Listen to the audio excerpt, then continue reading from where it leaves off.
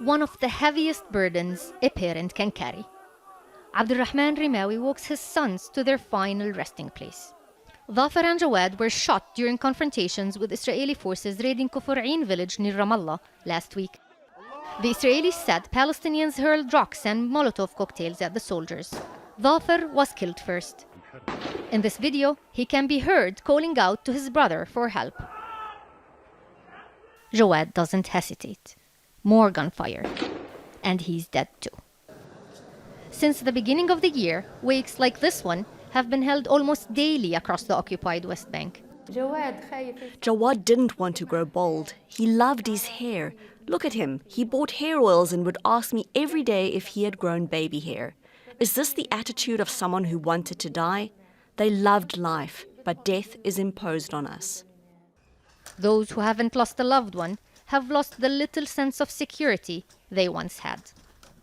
Rami Awad was driving back home from his studio several weeks ago when he was shot near an Israeli checkpoint south of Nablus. He says the wounds you can't see are the ones that hurt most. We're not worth anything to them. Ask anyone who was almost killed. I was on my way home. They turned my life upside down. I still don't know why I was shot. The UN says 2022 has been the deadliest in the occupied West Bank in 16 years. Most of the Palestinians killed by Israeli forces this year were shot in either Nablus or Jenin.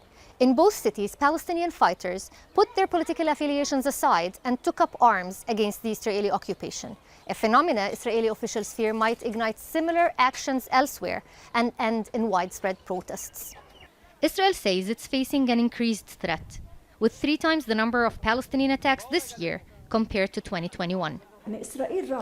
Israel bet that security coordination, agreements, and playing the Palestinian Authority could contain any uprising.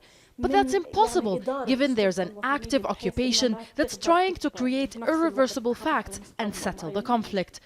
So the question should not be why this is happening now, but why not sooner. Throughout the decades-long Israeli occupation, Palestinians have changed their tools of resistance. The one constant has been defiance. Rania Zabane, Al Jazeera, Nablus, occupied West Bank.